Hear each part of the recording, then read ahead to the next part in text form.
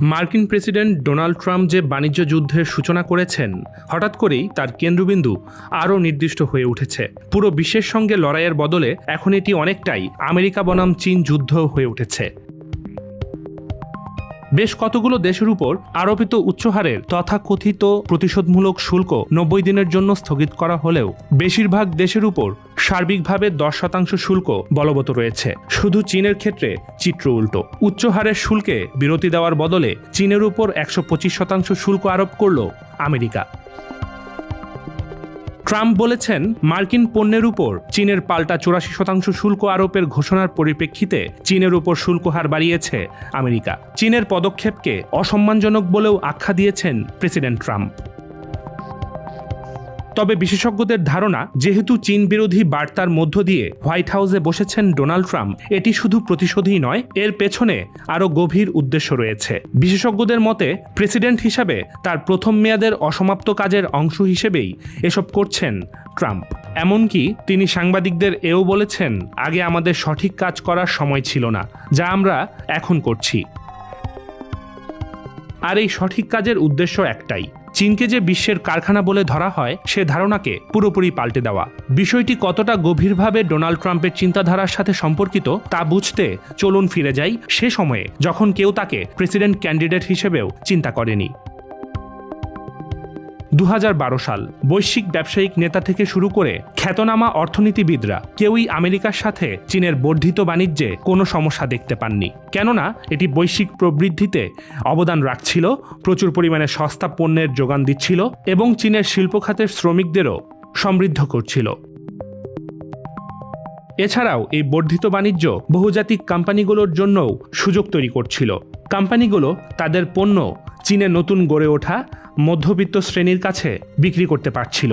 কয়েক বছরের মধ্যেই রোলস রয়েস, জেনারেল মোটরস এবং ভক্সওয়াগনের জন্য যুক্তরাষ্ট্রকে ছাড়িয়ে বিশ্বের সবচেয়ে বড় বাজারে পরিণত হয়ে যায় চীন। তবে এই পুরো ব্যাপারটির আরও গভীর ব্যাখ্যা আছে। চীন যত ধনী হবে, তথ্য অনুযায়ী ততই চীনের মানুষ রাজনৈতিক সংস্কারের দাবি জানাবে, এমনটা ধারণা করেছিল আমেরিকা। চীনাদের ব্যয়ের অভ্যাস চীনকে একটি ভোক্তাকেন্দ্রিক সমাজে রূপান্তরে সহায়তা করবে বলে আশা করেছিল যুক্তরাষ্ট্র। তবে প্রথম প্রত্যাশাটি কখনোই বাস্তবায়িত হয়নি। উল্টো চীনের কমিউনিস্ট পার্টি আরও শক্তভাবে ক্ষমতাকে আঁকড়ে ধরে। এমনকি দ্বিতীয় প্রত্যাশাটিও দ্রুত বাস্তবায়িত হয়নি। চীন এখনও রপ্তানির উপর নির্ভরশীল এবং রপ্তানিতে আরও প্রভাবশালী হওয়ার পরিকল্পনা করছে দেশটি। 2015 সালে প্রকাশিত মেড ইন চায়না 2025 শীর্ষক চীনের নীতিগত রূপরেখায় বিমান, জাহাজ নির্মাণ এবং বৈদ্যুতিক গাড়িসহ বহু গুরুত্বপূর্ণ উৎপাদন খাতে বৈশ্বিক নেতৃত্ব অর্জনের রাষ্ট্রীয় লক্ষ্য তুলে ধরেছিল চীন। আর এর মাত্র 1 বছর পরই পুরোপুরি অজানা একজন রাজনৈতিক ব্যক্তি যুক্তরাষ্ট্রের প্রেসিডেন্ট হওয়ার জন্য প্রচারণা শুরু করেন। প্রচারণায় তিনি বারবার দাবি করেন, চীনের উত্থান আমেরিকার অর্থনীতিকে ফোকলা করে দিয়েছে, দেশটির অর্থনৈতিক অঞ্চল রাস্ট বেল্টের পতন ঘটিয়েছে এবং ব্লু কলার কর্মীদের জীবিকা ও সম্মান কেড়ে নিয়েছে।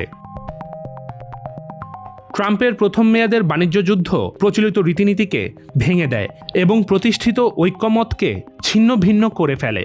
ট্রাম্পের পরে ক্ষমতায় আসা প্রেসিডেন্ট জো বাইডেনও চীনের উপর আরোপিত বেশিরভাগ শুল্কই বহাল রাখেন। এসব শুল্ক চীনকে কিছুটা অস্বস্তিতে ফেললেও দেশটির অর্থনৈতিক মডেল পরিবর্তন করায় সেগুলো খুব একটা প্রভাব ফেলেনি।